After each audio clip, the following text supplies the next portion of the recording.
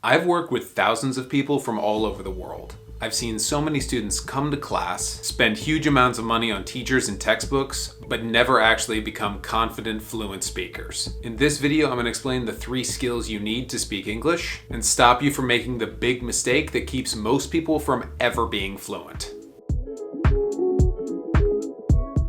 Speaking in English requires language skills like grammar and vocabulary, communication skills, which are your ability to actually work with other people, and confidence, which is the ability to talk without judging yourself. Most people believe that if they have enough grammar and vocabulary, they will automatically grow communication skills and confidence. This doesn't work. I've had students who were almost native level in English who still couldn't speak to native speakers. And I've taught students who worked and socialized in English, but had very, very low language skills. Once you get a minimum amount of English language skills, you can speak to other people in English. The question is, what is that minimum amount?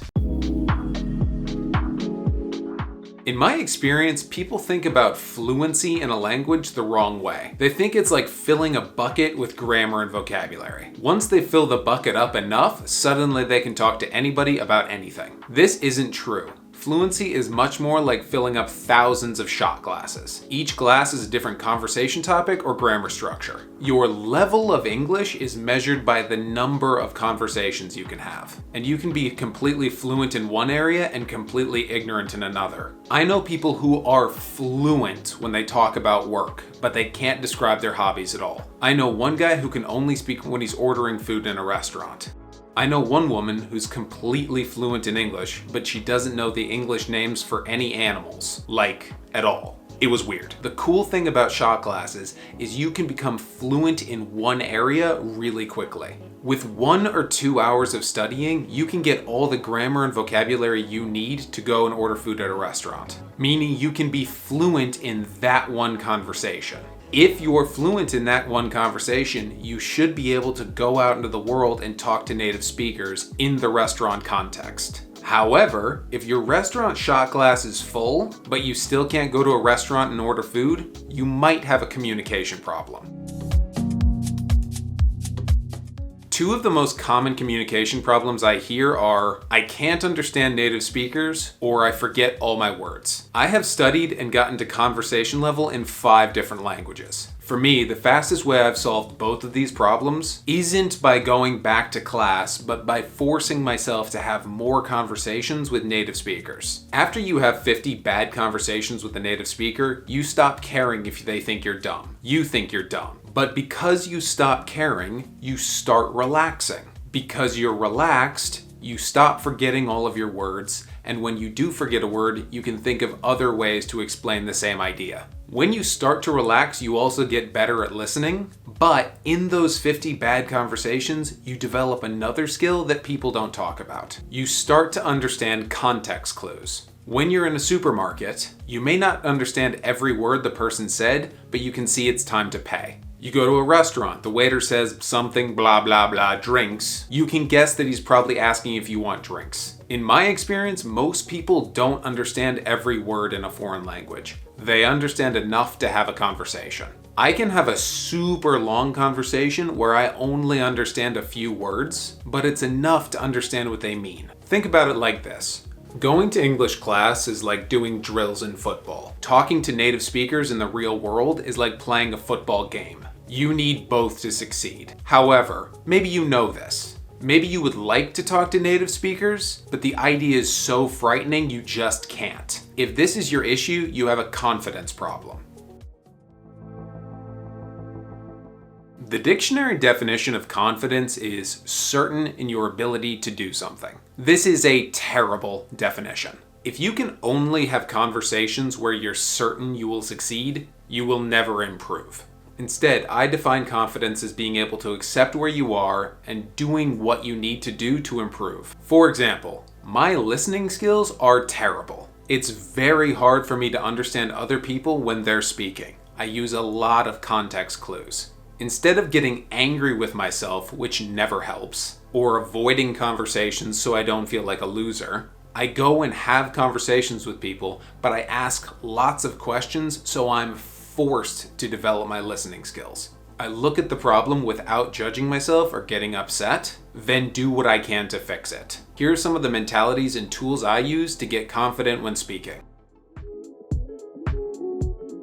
When I begin learning a language, I don't start speaking to real people right away. First, I use the words I know and have conversations with myself in different situations.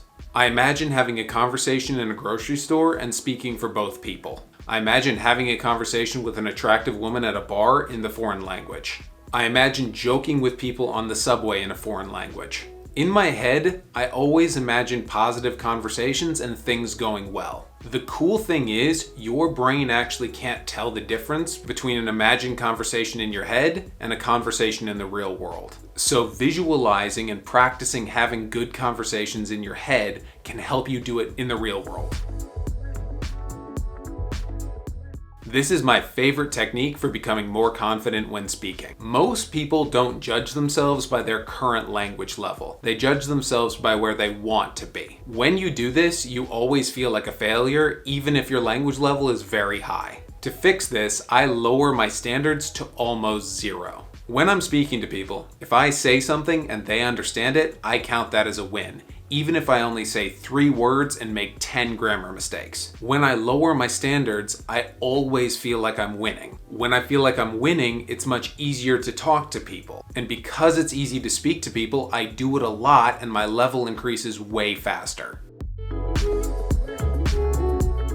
When I'm learning a language, I don't start speaking to people in high-pressure situations. I don't talk to my boss or try and give a speech. I don't go to job interviews. I choose people who I won't ever have to see again if things go badly. If you live in an English-speaking country, the supermarket is a great place to practice this. What I do is I will go up to people in the supermarket and ask them where the milk is or where the vegetables are, even if I know where those things are. I just want to practice speaking to the person and listening to what they have to say. Another way to do this is to go up to people on the street and ask for directions. If you don't live in an English-speaking country, you can search online for language exchange websites. You can get on italki and hire a language partner for 30 minutes. Or you can find a language partner on the Tandem app. Plan a 30-minute session with someone, speak to them first in your language for 15 minutes, then switch to English. You could also go to language meetups if you live in a large city. Once I've had a few conversations with people, it gives me the confidence I need to go talk to people I'm more nervous to speak to. The fourth tool is a mind shift. Sometimes to make yourself do something, you have to plan to fail. Don't try to have a great conversation with a native speaker. Start a conversation and assume it will go badly. The goal is not to have a great conversation. The goal is to find your problems. Maybe you don't have enough vocabulary. Maybe you need to improve your listening skills. Maybe you're just bad at asking questions. Once you find the problem, you can fix it. Because your goal was just to find your problems, it doesn't matter if the conversation goes badly. Sometimes this technique works for me and sometimes it doesn't. Imagine the absolute worst case scenario. You try to speak in English and something horrible happens. Everyone in the party laughs at you, your friends all tell you you're embarrassing, the barista throws you out of the cafe. Now feel that.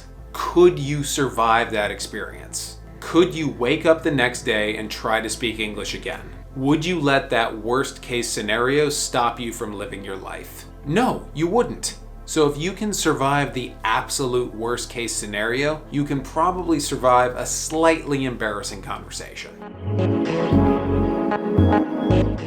Another of my favorite techniques for getting comfortable speaking is to make a list of 4 or 5 questions that I ask everybody. These are questions about the person's country or something they would know really well. And the questions are open, so the other person will probably talk for a long time. I always ask, what are the differences between people in the north and people in the south of your country? Or, what do you like and dislike about your culture? Another one might be, how important are sports in your country? People usually have a lot to say about these types of questions, so if you ask 20 different people the same question, you get the same information just said in different ways. I ask 1 or 2 questions till I get bored of them, then I find new questions.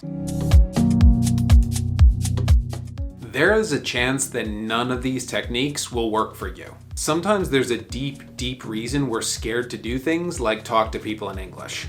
To figure out what that deep reason is, ask yourself the question why, going deeper and deeper and deeper till you find the core problem. For example, I'm afraid to talk to people in English. Why are you afraid to talk to people in English?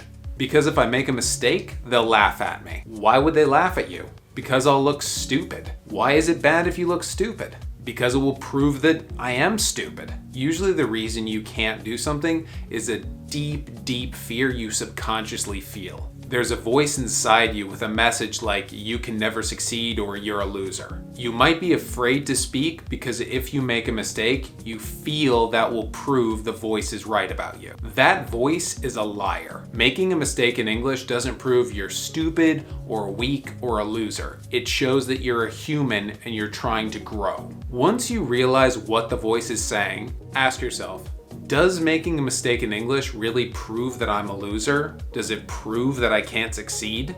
Once you look at that idea consciously, it becomes much easier to ignore that voice. The only people who never look stupid are the ones who never try anything new. One last thing before you go. There's a chance that nothing in this video has helped you. That happens sometimes. Something that worked for me might not work for you. If that is the case, I just want to say, please keep pushing.